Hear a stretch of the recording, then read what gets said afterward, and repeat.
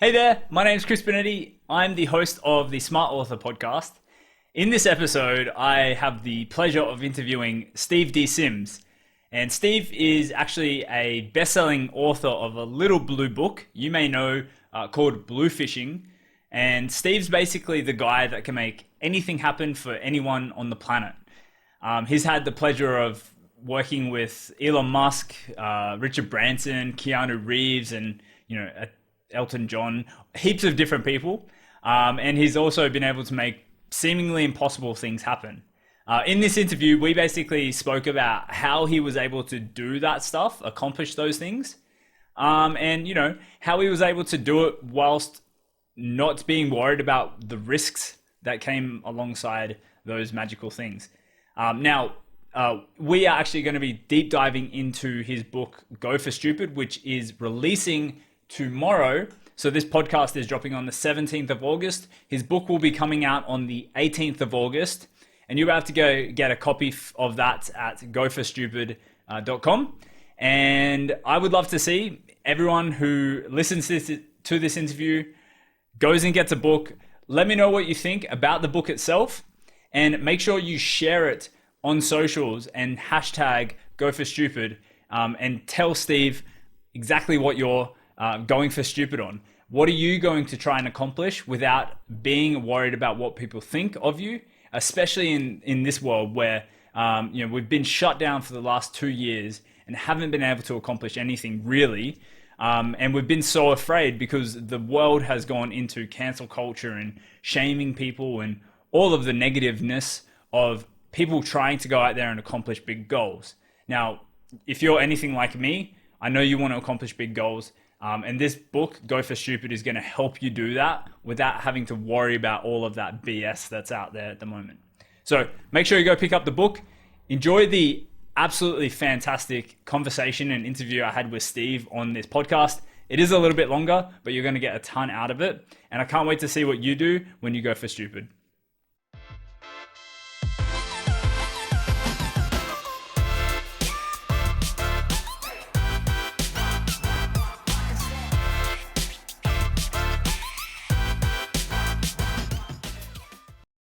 Welcome back to another episode of the Smart Author podcast. Today, I'm joined by Steve D. Sims.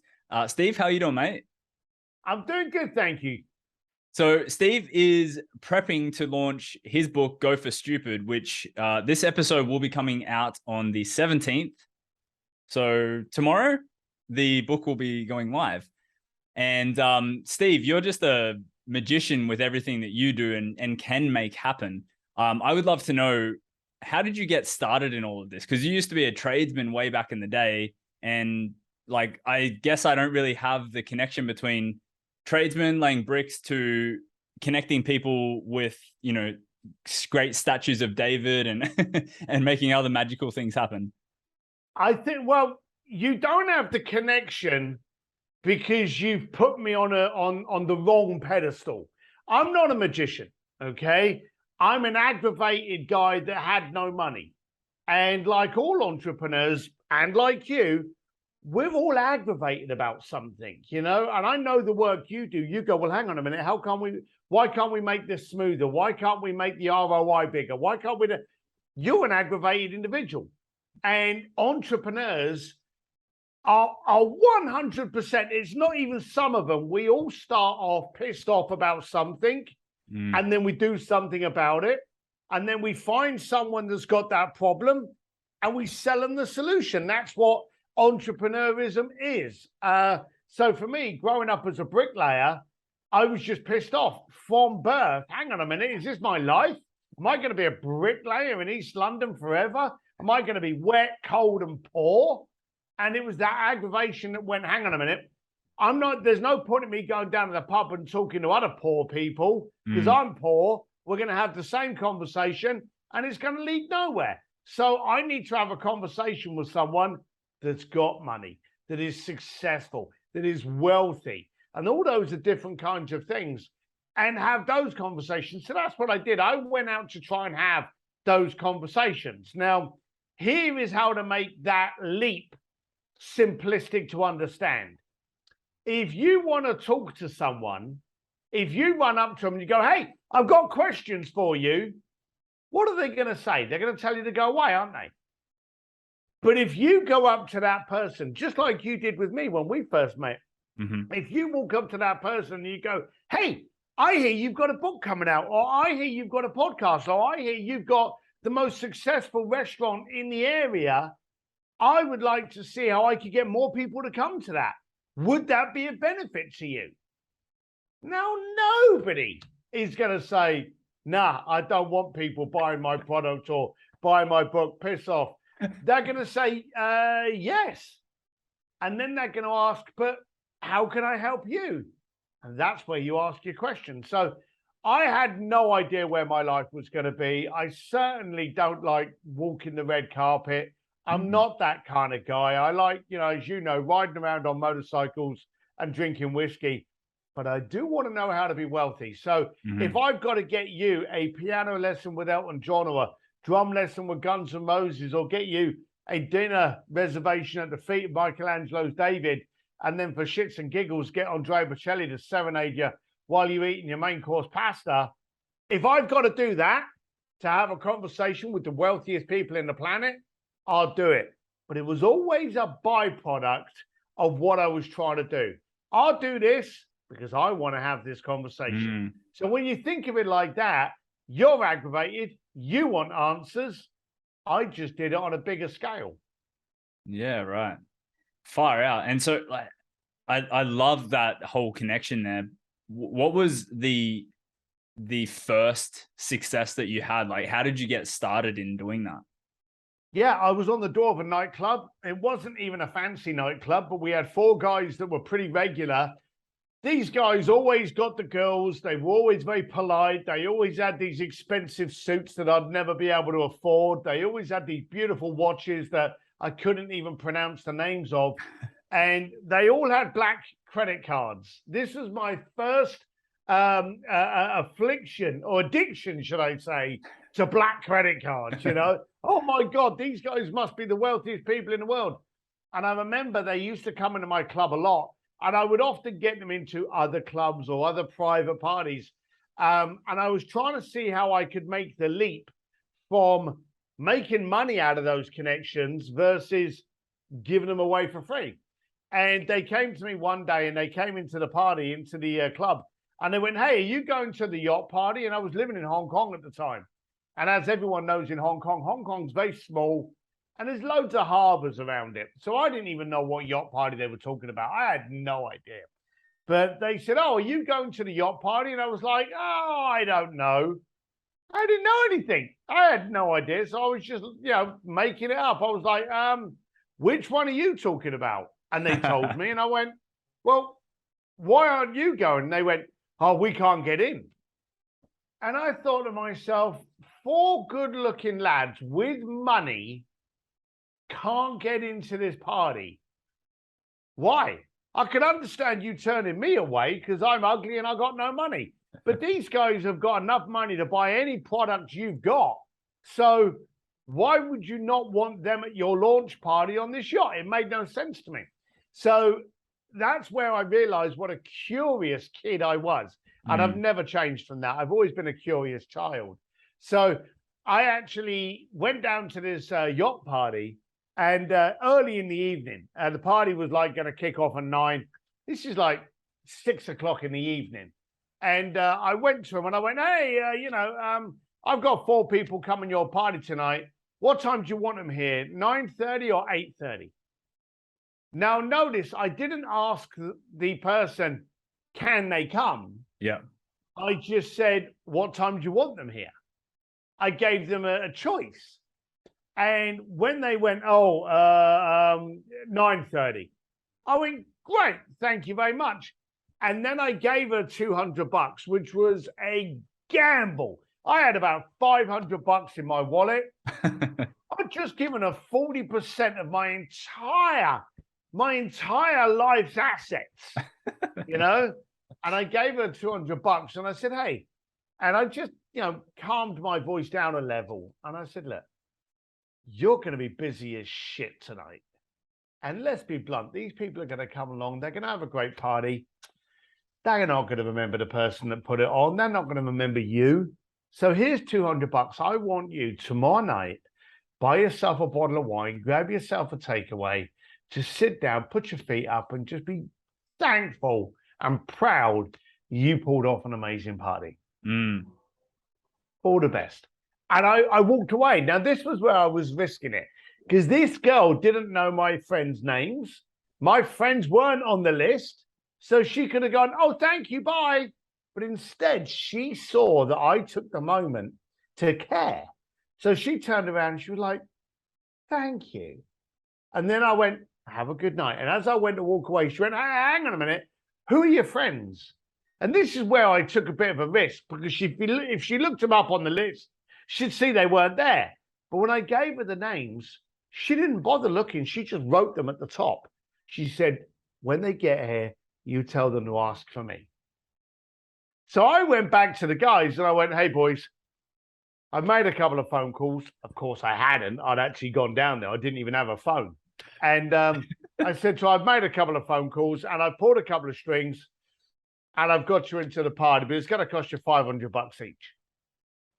And they, without even thinking about it, they jumped up and started throwing down $500 per person. Oh. And they were like, oh, thank you, thank you. And two things hit me. One of them was like, hey, Johnny, I've got you. Hey, Bobby. Each of them wanted to pay for the other guy. So by the time the money had actually landed and I picked it up, I had about $3,500 in my hand, okay? Because they had paid too much. There was only 4 guys. There was only supposed to be $2,000. But I ended up with about $3,500. Now, when you've got no money, having to give that kind of money back, that's painful. But I had to give 15. I went, boys, you've overpaid. Here you go. Here's 1,500. They really respected that I'd given them money back. Now, I had spent $200 and I'd made $2,000. So I'd made an 1,800. That's a pretty decent return in about 2 hours. So that was the first lesson I've learned, the integrity to, charge for what you do, but don't overcharge. But then the other thing hit me. These people hadn't even tried to go to the party. They were so terrified that they would have got turned away. They didn't even try. Now, I didn't give a shit. I've been kicked out of loads of good parties, so I didn't care. And if I hadn't have got them in, what would I have lost? Nothing. But because I tried and I got the answer I wanted, I realized, and this is very important for anyone listening, they had already given themselves a no before they even asked. That was the big thing. So I realized that most people don't ask. And I've gone through my life asking. That's actually one of the reasons behind the book. I'm annoyed, angry, aggravated that today we actually stop ourselves before we can even start. Here's an example. If you said to your best mate, hey, what would you do if you could do anything? I guarantee you the answer would take about 2 seconds. Oh, I'd like to fly a jet. Yeah. The answer would be quick. And then if you shut up, he'll turn around and go, but I don't know how I would. I don't even know how to fly. Oh my God, I'd probably crash it. The bottom line of it is you spend 2 seconds, maybe even 1 second, saying what it is you want, and then you spend the next 10 minutes telling yourself why it can't be done. And that's pretty fucked up today. Especially when you can do so much today as well. Oh, well said. We've got so much opportunity that we're actually discounting ourselves from even trying to go for it. This is a thick-headed bricklayer from East London who dared to ask. I dared to ask for things for my clients. I dared to ask to increase my standards. I dared to ask to have relationships with wealthy people. I dared to ask more of me. And because I dared to ask, guess what happened? I stood a ridiculous chance of it actually happening. Mm. And it did. Now, of course, I've got no's. I remember the first time I asked someone, I tried getting into again, it was another party. And I remember this, it was in Beverly Hills. And I was speaking to this guy and I was like, look, I need to get into this event tonight. And he turned around, he went, no, not happening, mate. You're not getting in. And I went, all right, it's very hard to get someone to change their mind when they're that definite about you not getting in. Mm-hmm. And as I walked away, I turned around and I suddenly realized two things. Did that guy have the power to have said yes? Mm. That was the first thing. And I realized he was a security guard. He wasn't running the party. I was asking the wrong person. I may as well have gone and asked the guy that trimmed the bushes. They didn't have the authority to say yes. So the first thing I learned was I got a no, not because I had asked a question, but I'd asked the wrong person. Yeah. I actually went back to him and I went, hey, before I head off, who's running this party? This person's running this party. I'd like to speak to them. Oh, you can't do that. Well, why can't I do that? I need to understand. Now, I wasn't asking him for anything other than to, do what he's paid to do. So he brought the person over and I ended up communicating with her and I got into the party. This security guard was pissed that I'd actually pulled it off. But I realized that even if he wanted to, he couldn't have said yes. Mm. And then I also realized I had asked the wrong question.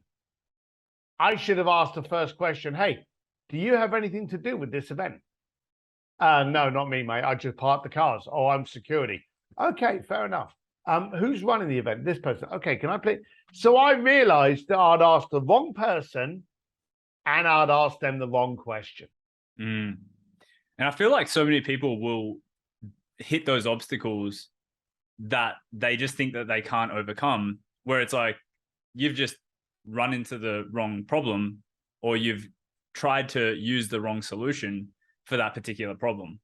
And like, that's such a powerful metaphor with what you went through. It's like, obviously that was a live experience for you, but like asking the wrong question, talking to the wrong person, that's such an interesting thing that we go through every single day. We think that this solution's the correct solution for the problem that we're facing right now, but we just haven't looked hard enough, or we just haven't asked the right person, or whatever might come up.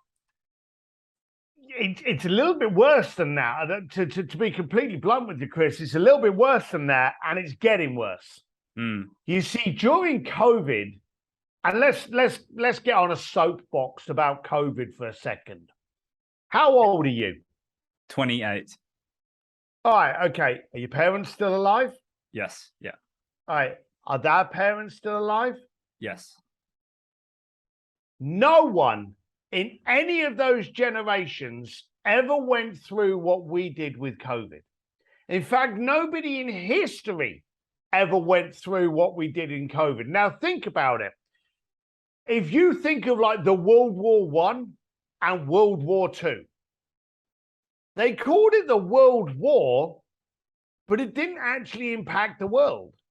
It impacted major countries of it, but there were islands, there were areas of the planet that had nothing to do with it. Okay? So it wasn't a complete unified problem. The plague, the Great Fire, the depressions, they hit recessions. They hit certain areas, but I remember the big recession of Europe and America. Asia was thriving. Australia was thriving because you weren't so bent and heaped up on debt.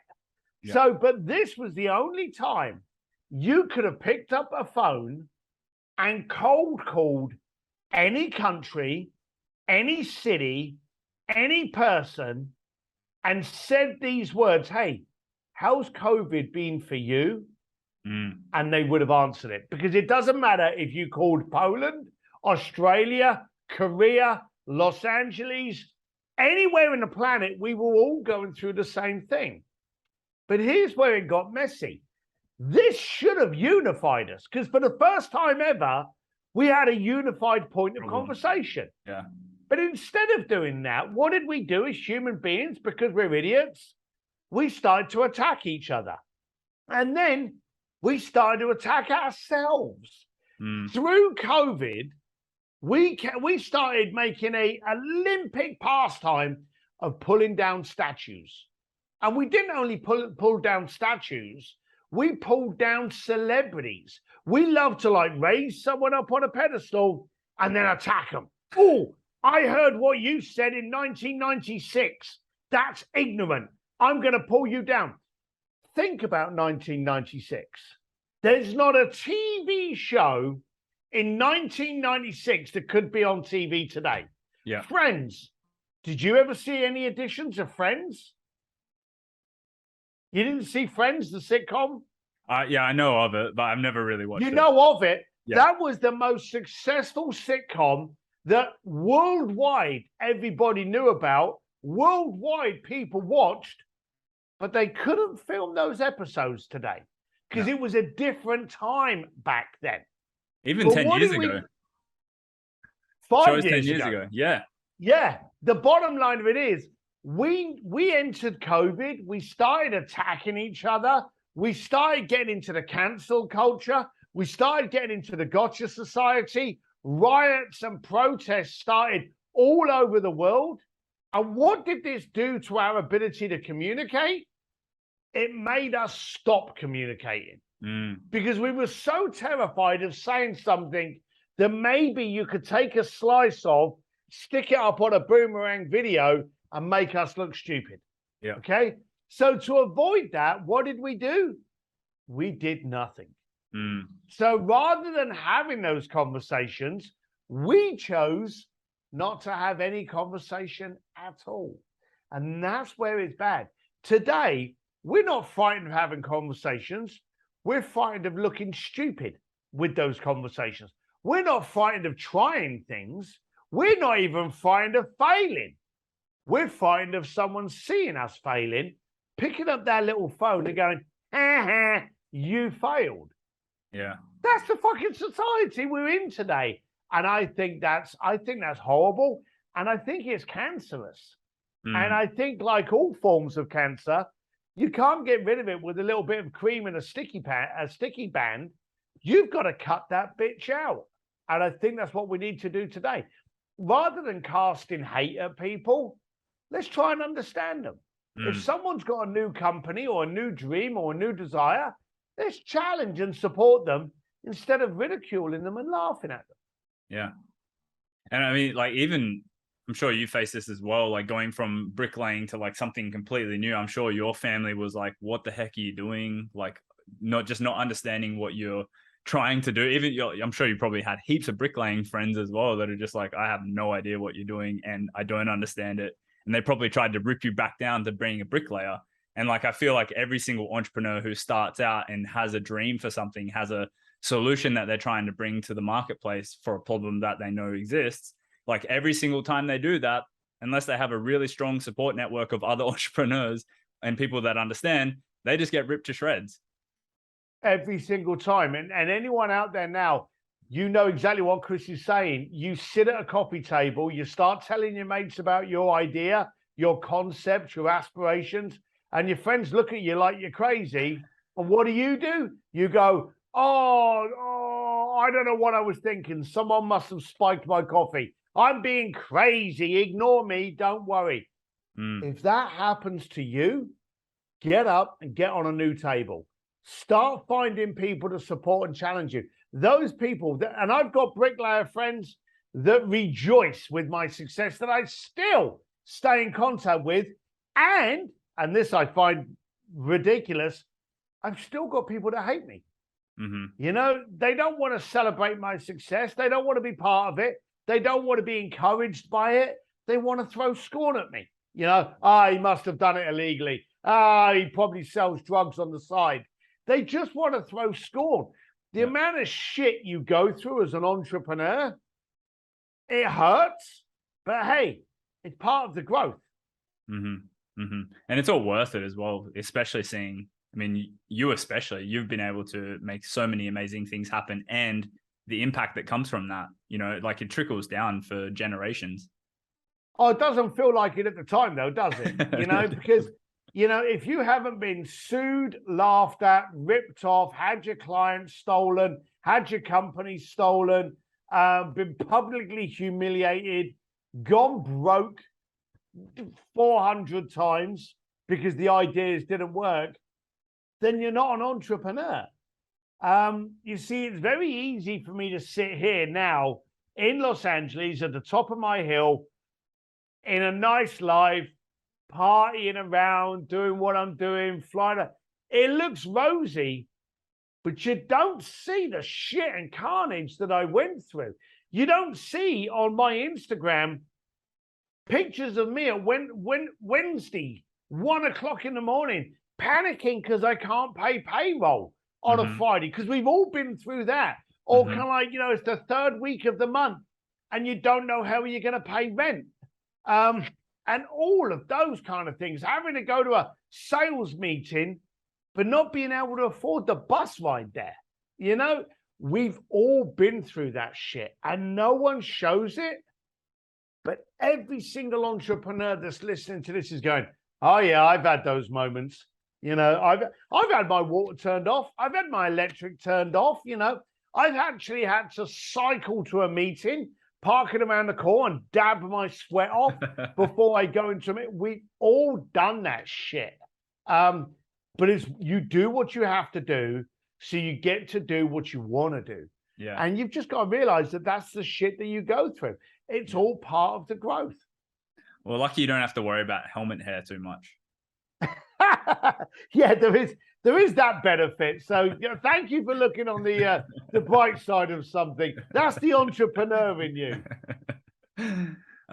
Awesome, mate. So I would love to know, like, how did Bluefishing, the book, come about, and now like Go for Stupid? Like, obviously they're somewhat memoirs of what you've been able to do in the world and your methodology for doing so. But I'd love to know, how did that genius come out, and what steps did you actually take to writing those? Because I know that's another really scary thing to get done. So if anyone is out there trying to write a book, the first part of this answer is going to upset and annoy you, okay? And I'm sorry, but it wasn't hard for me to get my first book. In fact, I got introduced to someone, and literally 5 days later, I got an email with a contract offering to write my book. And I was like, I can't see what all the fuss is about. It was literally, it just fell in my lap. It then started to get a little bit funky because then I had to write it and I didn't know what book I was writing. And am I doing a memoir? Am I doing an expose? Am I doing a how-to? And we didn't know. So for the first, I think we rewrote with my ghostwriter the first 3 chapters maybe 10 times. Wow. And it was like, in the end, here's the true story. I flew from LA because they had already paid me.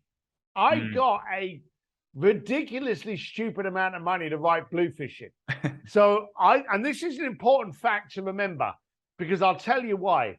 I got paid an enormous amount of money to write the book.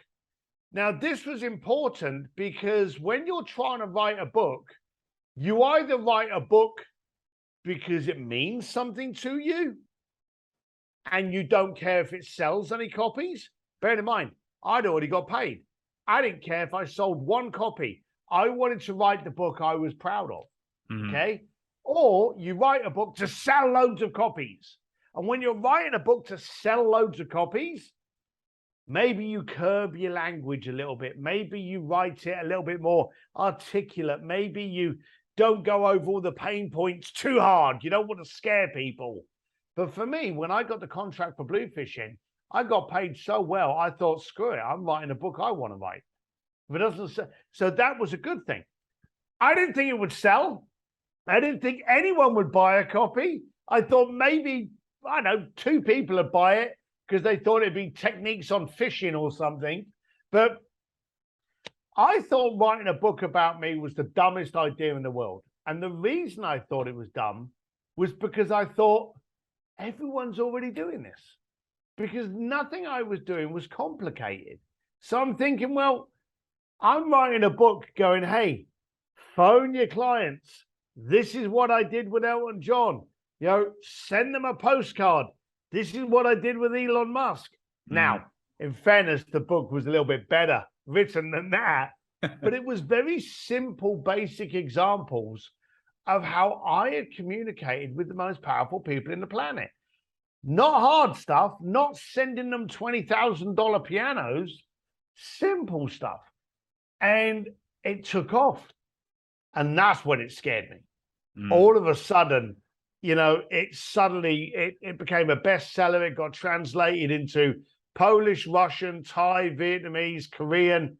I'm missing one. Did I say Vietnamese? Yeah. I don't know. But so many languages, became a bestseller all over the place. I was getting emails and texts and DMs from people all over the planet going, hey, I read your book and it did this to me and I did that. And I'm like, wow. And that scared me. And I suddenly realized that people were paying attention to my shit. And then I thought to myself, well, that's it then. I'm never going to write another book because it's scary. And then COVID came across and I suddenly saw that bluefishing was about the art of, it's called Bluefishing, the art of making things happen. And it's about the world of communication. It's about focusing on relationships. It's about understanding why relationships are more important than your bank balance. Your bank's never going to phone you up if you're having a tough time, but your relationships will. And you can never go bankrupt as long as you've got good relationships. And so I wrote that book. And then COVID came across and we all started hating each other. Now, here's the dumb thing. When COVID hit, and I was always trying to get in front of powerful people. Well, what happened when COVID happened? No one could travel anywhere, could they? These people were at home. I was at home. And these people wanted to have a conversation. I might as well have a conversation with that weird British guy. Do you know there was nobody during COVID that I tried to get hold of that I didn't actually end up connecting with? Really? Not one person. And I'm not talking about 2 or 3. I wrote a hit list of, I think it was like about 75 people that I wanted to connect with. And I had 2.5 years to do it. And I think within about the first 8 months, I've done it. Now, here's the daft thing. Not all of those relationships turned out to be worthwhile. There was a lot of times I would connect with someone hoping something would happen, and they either had left that project or they weren't doing that anymore. But I made the relationship. And I still keep in contact with them. In fact, I'm going to get a copy of my book.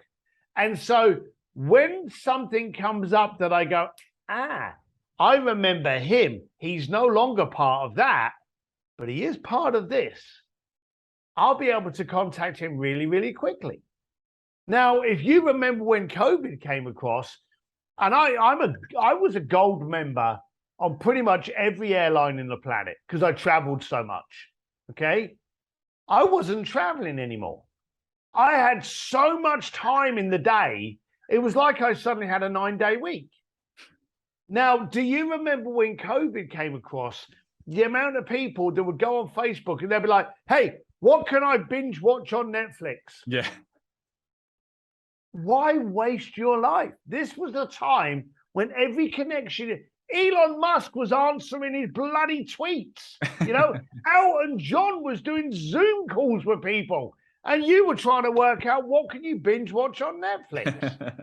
I couldn't understand how it suddenly showed a really strong divide in the planet between those people that wanted to continue with life.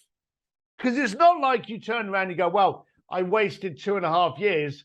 Hey, are you going to tack that on the end of my life like it's some kind of gym membership? You're going to die when you're going to die. They're not going to go, well, you should have died at 63. But hey, do you remember those 2.5 years you missed out of? yeah, there you go, mate. You got those back. We don't get that shit. So I was getting really aggravated. And I started writing memes. I started doing Instagram postings where, truthfully, I was starting to get a bit violent, at the kind of people that were out there. And then all these protests, and I wasn't hating the protests. I was hating the fact that people were avoiding the conversation. Yeah. And this was terrible. And so again, I was getting aggravated. And then someone said, you should put this in a book. And at first, I was going to write a book on memes, but then I started looking back in history and I started realizing that sadly, this is not a today problem. It's a human problem.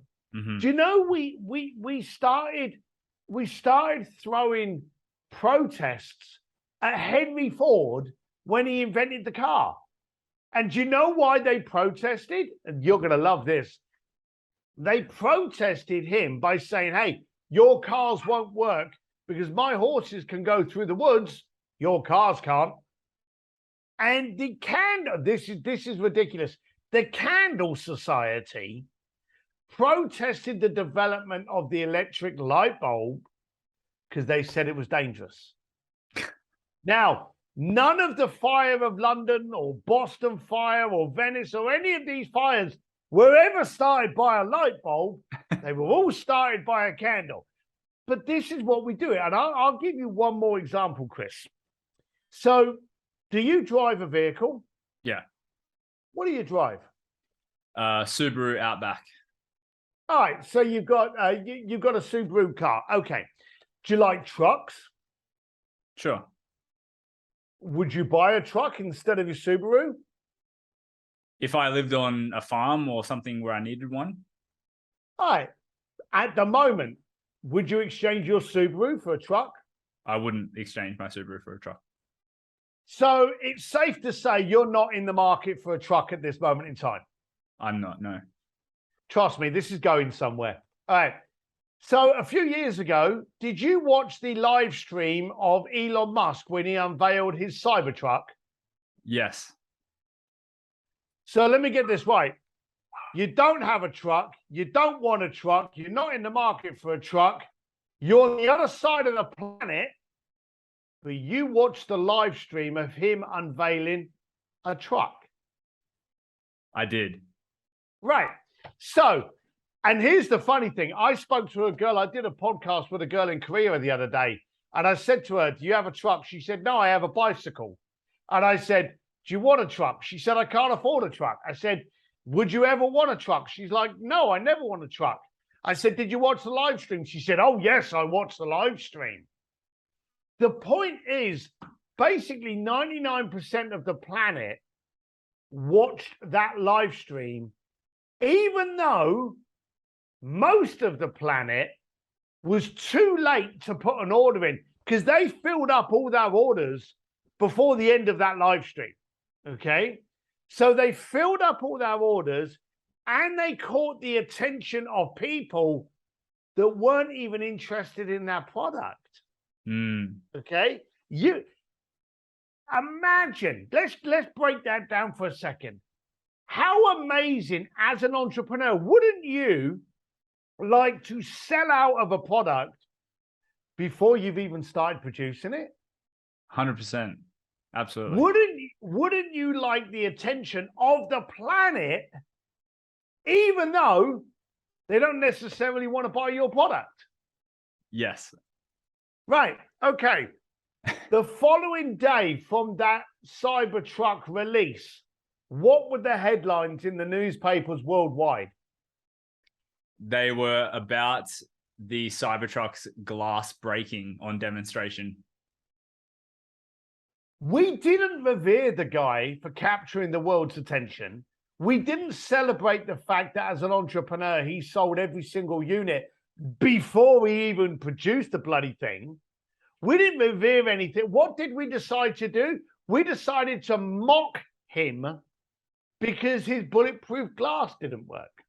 Now, I don't know about you, Chris, but if having bulletproof glass is high on your specifications of a car, you've got bigger problems than buying a car You need to move. Okay. But this is what we do as a society. The prime minister, okay, the president will trip on his words, will stumble as he walks up into a helicopter, and we'll make a joke out of that. We won't mention they were talking about, the Ukraine war. We won't talk about they were trying to resolve the recession. We want to mock them because they fell over. That's the society we're in today. Elon Musk was ridiculed because the stone went through the bulletproof glass. Now, he did a video, and he had this video where he put a few of the doors up against a wall, and he shot different projectiles at them. And the last one looked like a bloody missile launcher, okay? None of them penetrated the glass. Did you see that video? No. Why didn't that video go viral? Because we couldn't hate on him for something that he succeeded at. Isn't that fucked up? The world that we are in, we would rather chastise someone, we would rather ridicule, we'd rather pull them off that pedestal. There wasn't a single thing outside of the wheels being round and the rubber on the wheels being tires. Outside of that, every other element of that truck was different. The drivetrain, the composite, the shape, everything about that truck wasn't even close. It didn't even look like a truck. It looked like something from a Star Wars thing, Mad Max. But instead of celebrating someone's ingenuity of inventing something so drastically different, as a world, we'd rather mock him. Yeah. And that's what we did. Yeah. And I think it needs to stop. I wrote this book, Go for Stupid, The Art of Achieving Ridiculous Goals. It talks about my things, what I did, how I used my aggravation to be able to achieve stupid goals. It tells people how they can do the same. But my stupid goal is to get people to start challenging each other rather than tearing them down. My ridiculous aim is to change the way we treat each other. Yeah, I love that. And it's so needed in today's society, man. Like, seriously, there's so much benefit that can come from joy, compassion, lifting each other up, supporting each other, and even just like allowing everyone to take the opportunity to make risks for themselves and supporting the people that do that. Because without risks in the world, like you said, there wouldn't be the car, there wouldn't be the light bulb, we wouldn't have geniuses like Elon Musk, who, Tesla's one small aspect of Elon Musk. Like, he's trying to change the world in so many ridiculous ways, from spaceships to neural implants and things like that. And without them going for stupid and taking a risk on those things and having the support network for that, it just wouldn't happen. No, totally. You're 100%. Anyone that we revere today, because if we think about it, you're a lot younger than me, okay? But even at your age, you were looking up to rock stars or to musicians. And when you were growing up, what do you want to be when you grow up? I want to be a rock star. I want to be a famous actor. I want to be an athlete. I wanted to be an NBA player. Those were the gods of our era. Yeah. Okay? You speak to a child today, what do you want to be? I want to be an entrepreneur. I want to be Steve Jobs. I want to be Larry Page. I want to be Richard Branson. I want to be Elon Musk. The rock stars today are people that do things differently. And bear in mind, think about it. Elon Musk disrupted the banking world with no experience in it. Jeff Bezos disrupted shopping and how we live, how we get things delivered. He did that from working and packing books. And Steve Jobs couldn't even write any of the programs that he wanted for the computers. Yeah. He had the vision. He didn't have to be the mechanic. He had the vision. He knew what he needed. He knew what this needs to happen in order for this experience to be provided. What have I got to do now? I've got to find someone to do it. Yeah. You haven't got to be the solution. but you have to be the visionary. Yeah. Yeah. And I think most of us anyway, we thrive on what that solution is. It's when, specifically this audience here is authors, we know what the solution is for the readers that we want. We know who the readers are. Coming to the solution doesn't necessarily have to be your idea, but you just need to have that vision in mind and the willingness to find who can help you, find that path to that solution. Yes, 100%. No, you're totally right there. Well, Steve, is there anything else that you would like to mention about Go for Stupid? Obviously, we're releasing in October 18th. And there's a very nice looking book funnel that I'll make sure I link into the resources here. A book funnel that benefits you, the listener. We wanted to make sure that you had all the apparatus, all the techniques, all the skill sets to be able to go for stupid goals and actually risk achieving them. So everything is there for your benefit. And most of it's free. So do take part of it, do enjoy it. And I'm easy to communicate with. I'm at Steve D. Sims anywhere. Facebook, Twitter, Instagram, anywhere that you consume your media, I'm at Steve D. Sims. D for dashing and only one M in Sims. Go for stupid, dare to do something ridiculous, achieve it. And if you don't achieve it, either way, DM me, let me know what you tried. Maybe I've got a little tip for you, but I want to hear. And if you do something brilliant, if you push yourself out there and then you go, holy shit, I pulled it off, tell the planet and hashtag it, Go for Stupid. Let's start a movement where we actually challenge each other to have stupid, ridiculous goals and then go for them. Yeah, absolutely. And I'm 100% backing this one. I wholeheartedly endorse Steve and everything he does here. And I can't wait to be a part of this movement as well. Thank you. I appreciate it, Chris. Thank you. Thanks for coming on, mate. Oh, damn. What an interview that was. Just as a reminder, we've got the book coming out on the 18th of October, Go for Stupid at goforstupid.com. And when you pick up the book, make sure you share it on social and hashtag Go for Stupid to let Steve know what you're up to and what you're going to try and accomplish when you're not afraid of taking any risks. I can't wait to see what you do. And, let me know below what you're going to try and accomplish once you aren't afraid of the risks and you're willing to go for stupid. Can't wait to see what you do.